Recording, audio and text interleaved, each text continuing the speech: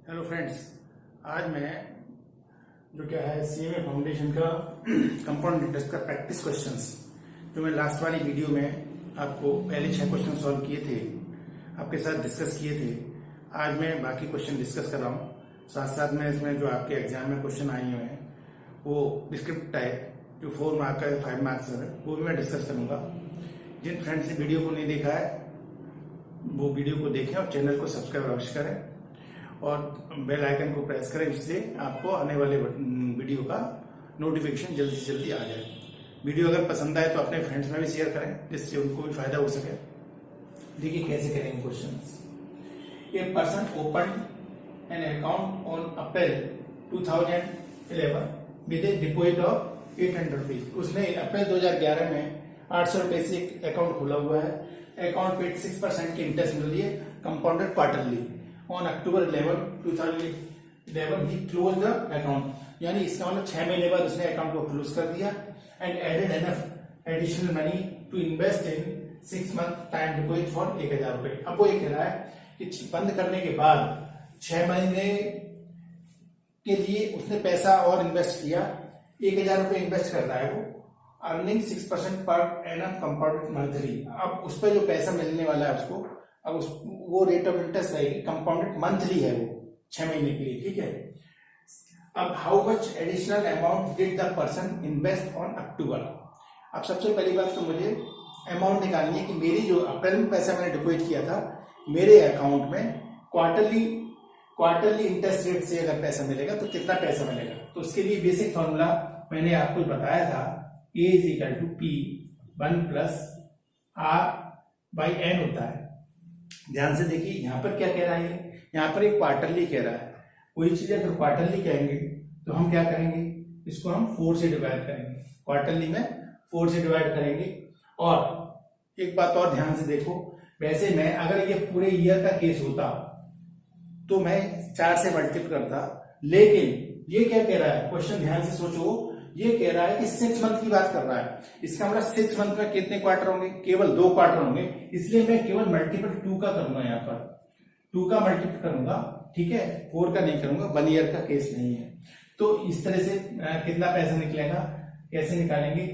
800 rupees मैंने यहाँ पे डिपॉजिट कर रहा है, मेरी रेट ऑफ इंटरेस्ट 6% है, 6/4 इंटू 100 भी लगाओ,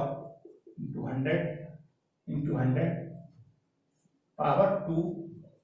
अब यहाँ पे n कितना है, n 1 लेंगे क्योंकि 2 से मल्टीप्लाई कर दिया।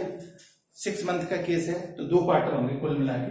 तो फाइनल ये आ गया 1 प्लस 0.015 होल पावर 2, यानी हम कह सकते हैं 1 प्लस ये हो जाएगा 1.015 होल पावर 2, ठीक है। अब यहां से देखो, आपको क्वेश्चन में डेटा दे रखा है, ये दे रखा है 1 प्लस आई पे पावर है इस, देखो आई इज इक्वल टू 1.5 इतना दिया है, ठीक है। 1.5% हो गया, 6/4 कितना हो गया, 1.5% हो गया, और n बराबर 2 पीरियड है, 2 टेन्योर का है, यानी इसका मतलब इस जो मैंने ये लिखा है वैल्यू, उसकी आपको वैल्यू डायरेक्टली पेपर में यानी क्वेश्चन में दे रखी है, उसकी वैल्यू ये है 1.03025 इंटू, और ये पी तो आपका है 800। ऐसा करने से मैं देख लेता हूं इसकी वैल्यू आती कितनी है, 800 मल्टीप्लाइड बाई 1.030255, इसकी वैल्यू आती है 824 रुपए 20 पैसे, ₹824.20, इतनी वैल्यू आती है। तो आप देखिए इंटरेस्ट कितना हो गया, मैंने 800 रुपये डिपॉजिट किया था और मेरे को मिला कितना, इतना।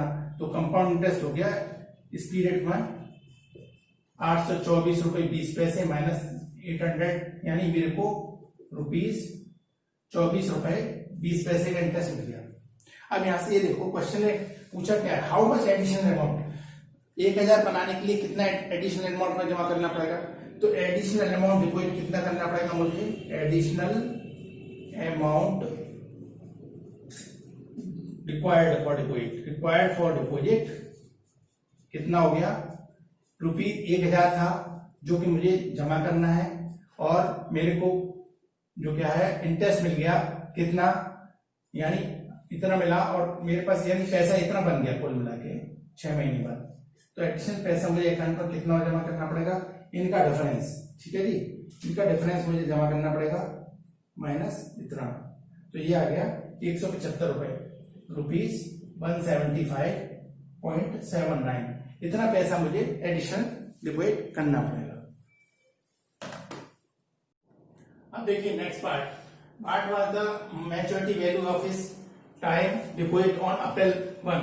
अब देखिए अक्टूबर से अप्रैल 6 मंथ हुए, 6 मंथ का अब ये कह रहा है मंथली बेसिस कह रहा है, तो मेरा देखो अब क्या होगा, फॉर्मूला चेंज हो जाएगा, A = P1 + R अपॉन, अब देखिए ये मंथली बेसिस कह रहा है तो मेरे को 12 से डिवीजन करना पड़ेगा इसका इंटू 100। दूसरी बात यह है कि मेरा जनरल n होता है और जितने से डिवीजन करते हैं उतने से मल्टीपल होता है, लेकिन टेन्योर कितना है, 1/2 ईयर है। अगर मैं n के हिसाब से देखूं तो 1/2 ईयर, तो 1/2 ईयर है और ये 12 मंथ है, तो इस तरह से 6 हो जाएगा ये, तो ये फॉर्मूला बन गया ये।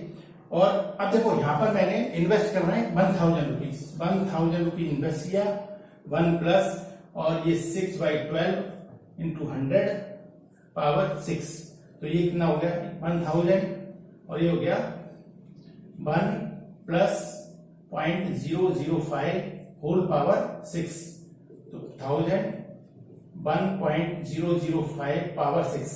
और इसकी जो वैल्यू है आपको यहां दे रखी है इसने कि 1 + n रेट ऑफ इंटरेस्ट आधा परसेंट हो गया, और पीरियड 6 के लिए, तो ये मल्टीपल कर लेते हैं, इसकी वैल्यू जो दे रखी है अपने को ये है 1.030377, तो इसको मैं डायरेक्ट मल्टीपल करूंगा तो मेरा आ जाएगा 1030.37।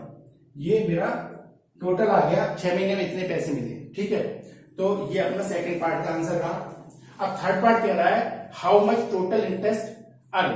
अब देखो पहले वाले केस में मुझे इंटरेस्ट मिली थी 24 रुपए 20 पैसे, 24 रुपीज 20 पैसे, और इसमें मुझे इंटरेस्ट मिला 1000 रुपए जमा किया तो 30 रुपए 37 पैसे। तो सी पार्ट के लिए टोटल इंटरेस्ट कितनी हो गई, टोटल इंटरेस्ट अर्न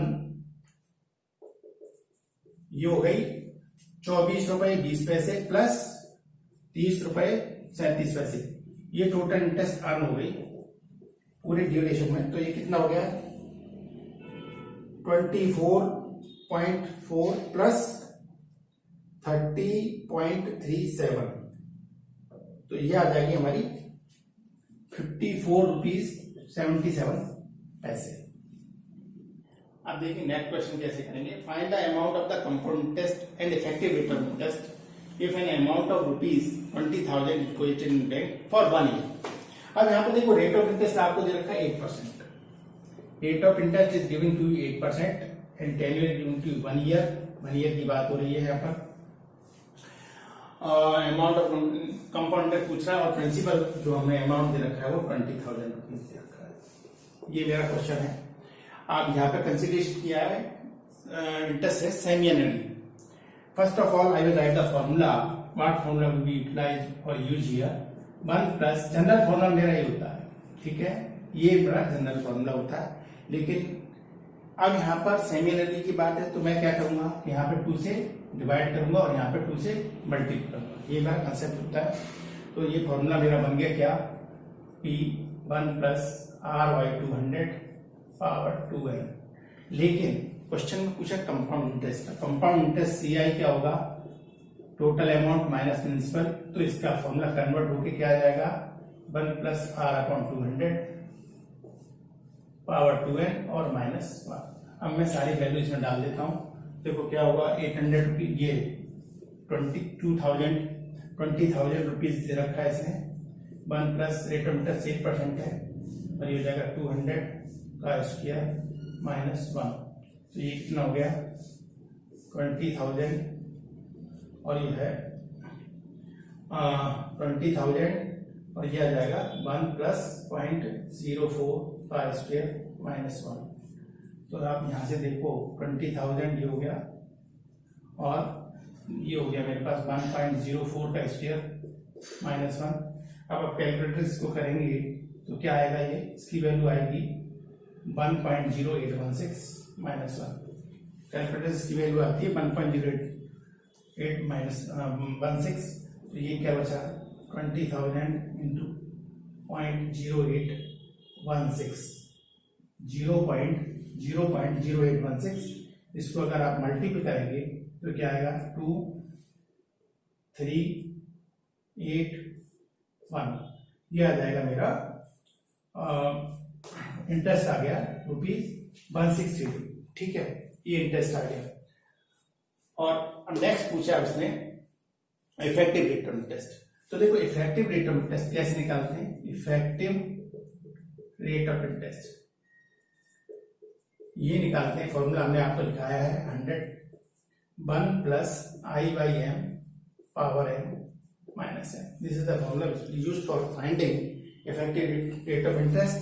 तो यहाँ पे देखो 100 1 प्लस, अब यहाँ पे देखो रेट ऑफ इंटरेस्ट कितना दे रखा है हमको, रेट ऑफ इंटरेस्ट दे रखा है 8% का, लेकिन ये m का मतलब सेमी एनुअली, तो m बराबर 2 आ जाएगा, m बराबर 2 आ जाएगा सेमी एनुअली के लिए। ठीक है, और यहाँ पर 100 से i बराबर हो गया हमारा 8/100, ये होता है i। ठीक है, तो ये 2 यहां से आ गया और ये 100 यहां आ गया, पावर ये 2 आ गया, ये -1 आ गया। तो 100 से अगर मैं मल्टीप्लाई करूं तो क्या आएगा 1 + 0.04 का स्क्वायर -1, ये आ गया। तो ये कितना आ जाएगा 100 1.04 का स्क्वायर -1। इसकी वैल्यू अगर मैं निकालना चाहूं 1.04 की, तो क्या आएगी 1.04 का स्क्वायर, ये कितना होता है 1.0816, 1.0816 -1।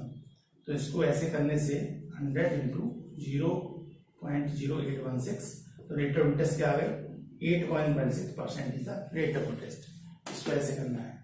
अब देखिए नेक्स्ट क्वेश्चन है, ये आपका सीए में 2017 में पूछा है 4 मार्क्स में। बीच चीजें better investment 3% per year compounded monthly और 3.2% पर ईयर सिंपल इंटरेस्ट। अब यहाँ पे ये देखें कि मेरे को अर्निंग किसमें ज्यादा होगी, 3.2% यानी रेट ऑफ इंटरेस्ट ज्यादा हो सिंपल इंटरेस्ट से अगर मैं पैसा लूं, या रेट ऑफ इंटरेस्ट कम हो लेकिन उसकी कंपाउंडिंग मंथली हो रही है। तो हम दोनों केस निकाल के देख लेते हैं। सिंपल इंटरेस्ट निकाल के देखने हैं पैसा कितना मिलता है सिंपल इंटरेस्ट से। तो देखो सिंपल इंटरेस्ट का जो फॉर्मूला हमने आपको याद कराया PRT/100 होता है, और total amount principal plus interest होता है। तो कुल मिला के मैं कह सकता हूं कि P1 + RT/100 होता है। तो यहाँ पे P अमाउंट नहीं रखा, P हम P टाइम्स देखेंगे किसमें ज्यादा होता है हमारा पैसा। तो 1 + R कितना है, यहाँ पर R है 3.2% और 10 ईयर है 1 ईयर का ले रहे हैं, तो ये आ गया इतना। तो P1 + 0.032, तो मेरा पैसा हुआ 1.032 P, इतने टाइम्स पैसा हुआ अगर मैं सिंपल इंटरेस्ट से लेता हूं। अगर मैं कंपाउंड इंटरेस्ट से लेता हूं तो क्या होगा, देखो ध्यान से कि A = P 1 + R/100 power m, ये मेरा जनरल फॉर्मूला है। लेकिन यहां पर ये क्या कहता है मंथली कंपाउंडिंग कर रहा है। ठीक है, 1 ईयर का केस है। देखो सबसे पहले तो n की वैल्यू 1 आएगी, क्या आएगी n की वैल्यू कंसीडरेशन 1 आएगी, और फॉर्मूला मेरा क्या हो जाएगा फॉर मंथली कंपाउंडिंग। और मंथली कंपाउंडिंग में क्या होगा फॉर्मूला, ये होगा A = P। देखो मंथली कह रहा है तो एक साल में कितने ही मंथ्स होते हैं 12, तो 12 से डिवीजन होगा 12 × 100, और यहाँ पर 12n हो जाएगा, मल्टीपल हो जाएगा। और एक ईयर की बात है तो यहाँ पे सारे डेटा डालता हूं मैं। P मेरे को पता नहीं है, 1 + R कितना है 8% अपॉन 12 × 100 पावर 12 × 1, तो कुल मिला के P टाइम्स 1 + 0.0025 हो जाएगा। ये अगर मैं इसको डिवाइड करूंगा तो कितना हो जाएगा, ये इतना आ जाएगा R सॉरी ये 3% दे रखा है ना, 3% से आएगा 0.0025। अब यहां से देखो 1.0025 हो गया ये, तो इसकी जो वैल्यू है हमको क्वेश्चन में गिवन है कि इसकी जो वैल्यू है वो दे रखी है 1.034, तो ये हो जाएगा 1.0304। तो देखिए आप ये हो जाएगा 1.0304 ऑफ पी, यानी यहां पर हमारे को इन्वेस्टमेंट से पैसा ज्यादा मिल रहा है, जो ओरिजिनल वैल्यू है उसका इतने टाइम्स मिल रहा है और यहाँ पर ओरिजिनल वैल्यू से इतने टाइम्स मिल रहा है। तो इसका मतलब मेरे को कहाँ पैसा ज्यादा मिल रहा है, एक मिनट यहाँ पे देखूं पॉइंट को, तो इसका मतलब यहाँ पे ज्यादा मिल रहा है, ये ज्यादा पैसा इन्वेस्टमेंट मिल रहा है, यहाँ पर 1.032 है।